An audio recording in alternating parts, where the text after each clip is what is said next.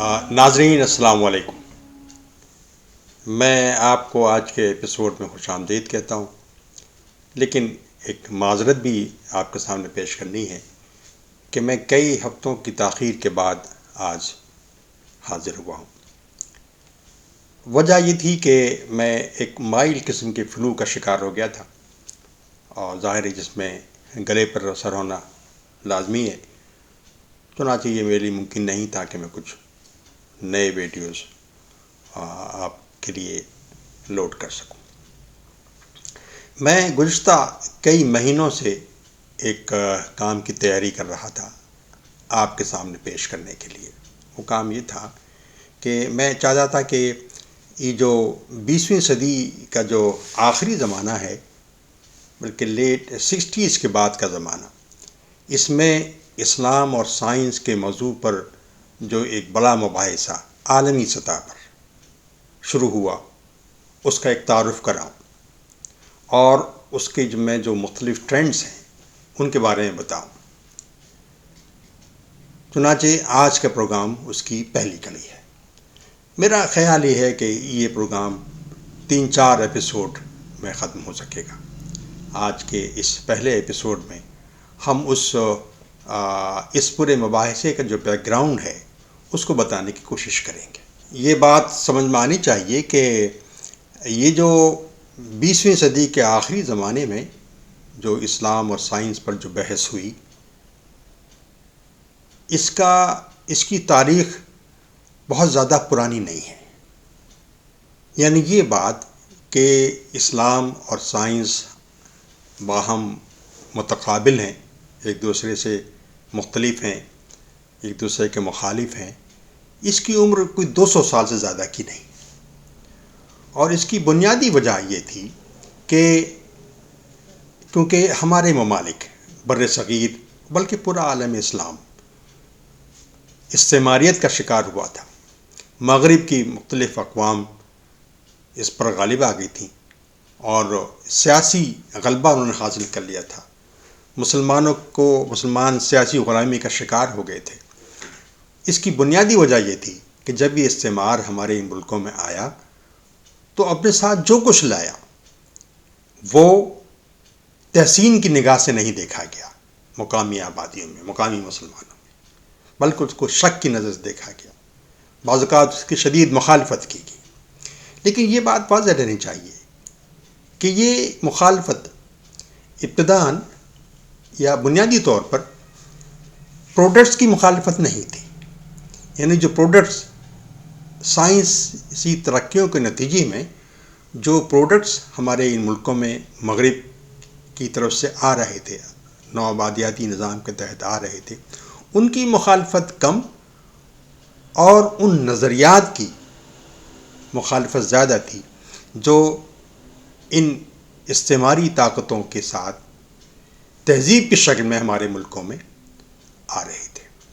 چنانچہ گو کہ ایسا بھی ہوا کہ خاصی مخالفتیں ان پروڈکٹس کے بھی ہوئیں جو مغرب کے ساتھ یہاں پر آئے تھے، مختلف اقوام کے ساتھ ہمارے ملکوں میں آئے تھے۔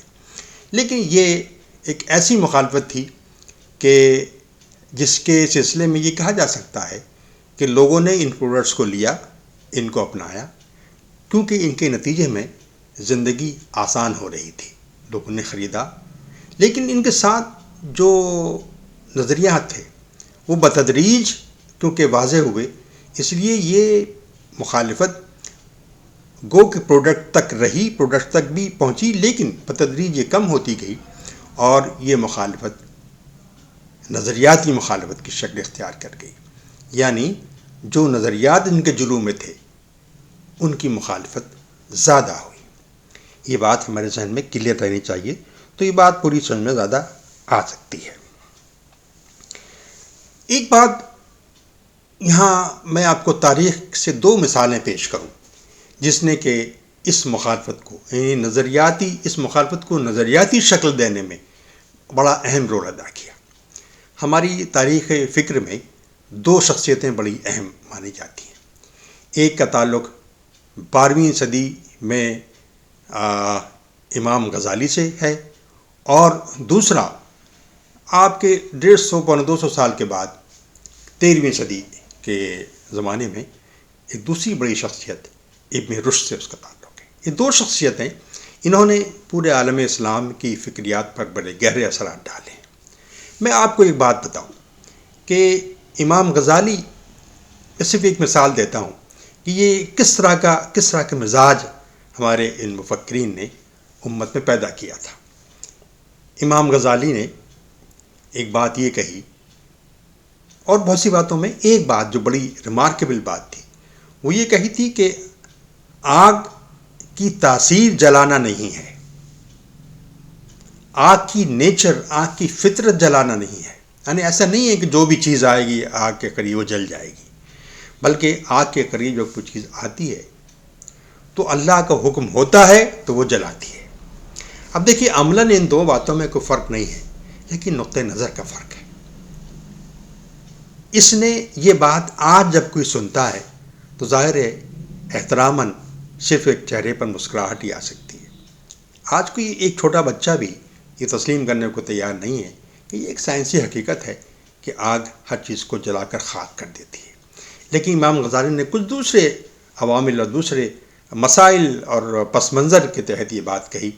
ان کو یہ ثابت کرنا تھا کہ اصل چیز اللہ کا حکم ہے اور اصل چیز چیزوں کی فطرت نہیں ہے.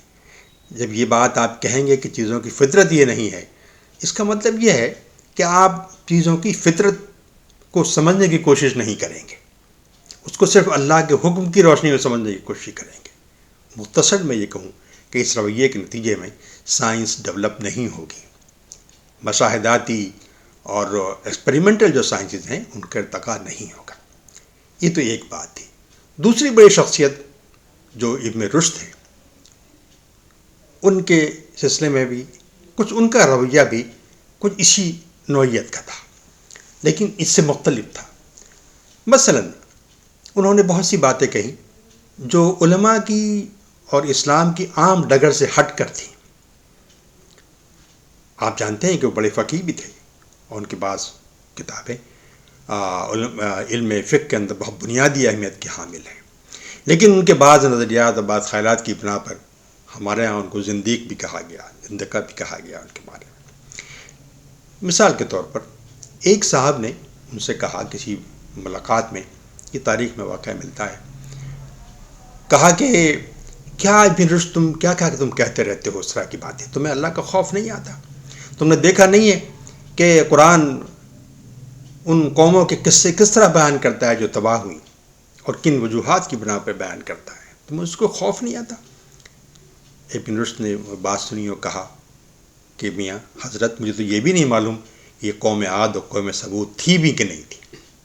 اب دیکھیے جو قرآن کا طالب علم ہوگا ان کو تو جانتا ہی نا قوم ثمود تھی اور قوم عاد تھی اور قوم لوط تھی، سب قومیں رہی ہیں. اس سے انکار کا مطلب یہ ہے کہ آپ قرآن کے پیش کردہ ایک تاریخ کا انکار کر رہے ہیں. لیکن ابن رشد سے یہ بات منقول ہے کہ انہوں نے یہ بات کہی.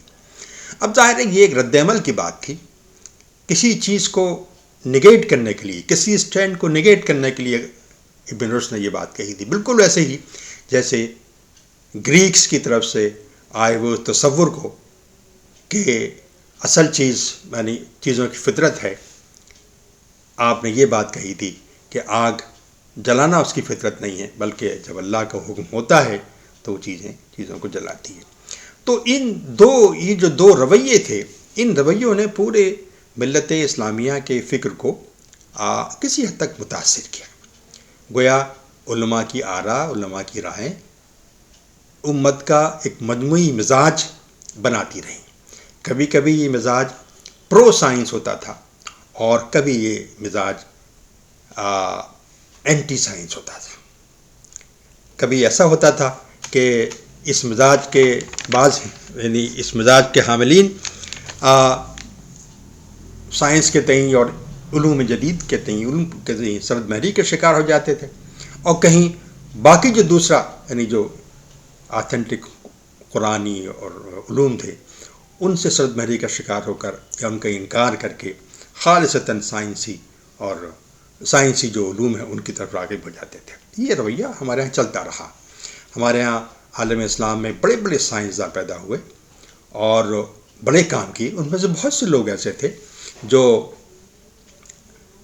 جو امام غزالی کے فکر کے حامل تھے، لیکن سائنس میں ان کا کام کسی سے کم نہیں تھا. بہت سے نام لیے جا سکتے ہیں اس طرح کے. اس طرح بعض لوگ ایسے تھے جنہوں نے ابن رشد کو کے جو خیالات تھے خاص طور پر یونانی فکر کے تئیں ان کو اپنایا، لیکن سائنس میں ان کا کنٹریبیوشن بہت زبردست تھا. اور بہت کم لوگ ایسے ہیں. مثال کے طور پر مجھے یاد آتا ہے کہ زکریا ابو بکر رازی جو کہ مشہور طبیب گزرے ہیں، بہت مشہور طبیب گزرے ہیں. اس حد تک ہیں کہ میں سے بہت سے لوگ ایسے ہیں جن کو آج کے جدید دور میں بھی بہت بڑا سائنسداں مانا جاتا ہے. تو ابو بکر رازی نے اپنے بعض خطوط میں، بعض مضامین میں، بعض خیالات کے بعض اظہار میں پروفٹ کو پر شک کا اظہار کیا، وہی پر شک کا اظہار کیا. تو میں یہ عرض کر رہا ہوں کہ دو طرح کے ٹرینڈ باقی رہے اور چلتے رہے، اور عالم اسلام میں اس طرح کے افراد نظر آتے ہیں جنہوں نے کبھی کبھی ابن رشد کی راہ اپنائی اور کبھی کبھی غزالی کی راہ اپنائی، لیکن سائنس گرو کرتی رہی. تو جناب پھر یہ ہوا کہ جب یہ 20ویں صدی میں، بلکہ 19ویں صدی میں، جب 19ویں صدی کا اوائل اور 18ویں صدی کا اواخر، یہاں سے کلونیل دور اصل میں شروع ہوتا ہے. یہاں سے جب کلونیل دور شروع ہوا تو یہاں کیونکہ مغرب آ گیا تھا، ہمارے یہاں ہماری ثقافت کے اندر، ہماری تہذیب میں سائنس کمزور ہو گئی تھی. اور سائنس کمزور ہونے کے نتیجے میں یہ بات واضح رہنی چاہیے کہ کبھی کوئی چیز مکمل طور پر ختم نہیں ہوتی. سائنس یقیناً کمزور ہوئی، لیکن آپ کے علم میں یہ بات ہوگی کہ یہ جو 19ویں صدی کا جو مڈل ہے، فرسٹ ہاف ہے، یہ وہ زمانہ ہے جس کے بارے میں ناقدین، مورخین یہ کہتے ہیں کہ کم از کم ہندوستان کے اندر مغلوں کا یہ دور 1857 میں مغل ختم ہوئے، اس سے پہلے 50-60 سال جو ہیں بڑے انتہائی ٹیلنٹڈ لوگوں کا دور ہے. تو گویا جب یہ سائنس کی طرف راغب نہ ہو کر ٹیلنٹ کا اظہار اس طرح ظاہر ہوا کہ اسی صدی میں ہمارے ہاں غالب نظر آتے ہیں، میر نظر آتے ہیں، اتنے بڑے بڑے شعراء جو ہوئے انہوں نے اسی زمانے میں ہوئے. 20ویں صدی کے اوائل میں حکیم اجمل نظر آتے ہیں. ان کو کسی بھی اعتبار سے ایک بہت بڑے سائنٹسٹ کا درجہ دینا کوئی ذرا مشکل نہیں ہے. آپ کو معلوم ہے کہ جو دوائیں استعمال کرتے تھے ان میں سے ہمارے بعض جدید سائنسدانوں نے کچھ وہ الکلوئڈس نکالے جو بعد میں اجملین کے نام سے مشہور ہوئے، اور دل کے امراض میں ان کا استعمال شاید آج بھی ہوتا ہے. تو میں یہ عرض کر رہا ہوں کہ یہ جو دور تھا، یہ دور ایسا تھا جس میں ٹیلنٹس کی کوئی کمی نہیں تھی، لیکن ہمارے مجموعی رویوں کی بنا پر بعض اوقات ایسا ہوا کہ یہ رویے یا یہ ٹیلنٹ کسی ایک شکل میں ان کا اظہار ہونے لگا اور کچھ شکلوں میں اظہار نہیں ہونے لگا. میں اور واضح کروں یہ بات کہ ہمارے ان ٹیلنٹس کا اظہار ادب کے میدان میں ہوا، سائنس کے میدان میں نہیں ہوا. موسیقی میں زبردست کام ہوا، ایک سے ایک بڑا موسیقار نظر آتا ہے، بڑے نام ہیں ان کے، لیکن سائنس کے میدان میں، میتھمیٹک کے میدان میں یہ کام نہیں ہوا، یہ رک گیا. اب آپ دیکھیں کہ اس صورتحال سے نمٹنے کے لیے یہ جو 18ویں صدی میں، بلکہ 19ویں صدی میں جو تحریکات اسلامی کا آغاز ہوا، جو مختلف ممالک میں اسلام کے احیاء کی جو کوششیں ہوئیں، تو اس میں یہ چیز دیکھنے کی ہے کہ ان کا ٹارگٹ تھا کیا. تحریکات اسلامی چاہتی تھی کہ اسلام کا احیاء ہو، یعنی جو ماضی تھا وہ دوبارہ سے پلٹ کر آئے اور مسلمانوں نے جو سیاسی غلبہ کھو دیا تھا وہ ان کو اثر نو حاصل ہو جائے. یہ ایک درینہ خواہش تھی، بنیادی خواہش تھی اور ایک فطری خواہش تھی. ان تمام تنظیموں تحریکوں کی جو کوششیں ہیں، آپ دو باتیں بڑی ریمارکیبل تھیں ان کے اندر. ایک تو یہ کہ ان کا پوری مغرب کی تہذیب پر جو ان کی تنقید تھی وہ بڑی سنجیدہ اور بڑی ایک وقیح قسم کی تنقید تھی. لیکن جو بہت امپورٹنٹ بات ہے وہ یہ ہے کہ جس بنا پر مغرب کو قوت حاصل ہوئی تھی، اور اس قوت حاصل ہونے کے نتیجے میں انہوں نے عالم اسلام میں غلبہ حاصل کر لیا تھا اور تقریباً تمام ہی مسلم ممالک میں سیاسی طور پر مسلمانوں کو مغلوب کر دیا تھا، یہ سمجھنے کی کوشش محض تہذیبی سطح پر کی گئی. یہ نہیں سوچا گیا کہ اس تہذیب کو قوت بخشنے والی وہ کون سی سرگرمی تھی. یہ بات واضح ہے کہ محض سائنس اور ٹیکنالوجی میں ڈیولپمنٹ کی بنا پر مغرب ہم سے آگے ہوا تھا.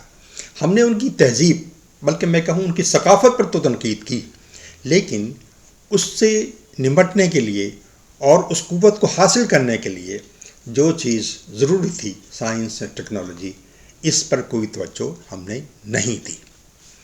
یہ وہ بنیادی پس منظر ہے جس میں 20ویں صدی کا جو سیکنڈ ہاف ہے اس میں غور خوض ہوا انڈیویجول سطح پر، اور لوگوں نے اپنے رد عمل کا اظہار کرنا شروع کیا کہ یہ جو تنقید تحریک اسلامی نے، اسلام کے علمبرداروں نے، مختلف مفکرین نے، چاہے وہ تحریک کی شکل میں ہوں یا نہ ہوں، کسی ادارے کی شکل میں ہوں نہ ہوں، لیکن جو تنقید کا جو پیراڈائم انہوں نے ڈیولپ کیا تھا وہ صحیح تھا یا نہیں تھا.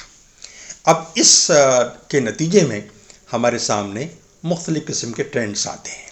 مختلف قسم کے جو ٹرینڈز نظر آتے ہیں، انہی سے اندازہ ہوتا ہے کہ اب ملت اسلامیہ کس رخ پر سوچتی تھی. ظاہر ہے کہ یہ ابتدا تھی، تو جو ٹرینڈز نظر آئے ان کا تعارف ایک الگ گفتگو مانگتا ہے. میں انشاءاللہ اگلے ایپیسوڈ میں اس کا تعارف کراؤں گا اور یہ بتانے کی کوشش کروں گا کہ ایک مختلف نقطہ نظر جو 20ویں صدی کے اس آخری نصف میں جو سامنے آئے وہ اپنے اعتبار سے بڑے اہم تھے، بڑے انٹرسٹنگ تھے، لیکن بہت سی چیزیں ایسی تھیں جو کہ عملاً شاید ممکن نہیں تھیں. میں ان کا تعارف اور ان کا پر ناقدانہ تبصرہ انشاءاللہ اگلے ایپیسوڈ میں آپ کے سامنے پیش کروں گا. اللہ تعالیٰ آپ کا اور ہم سب کا حامی و ناصر ہو.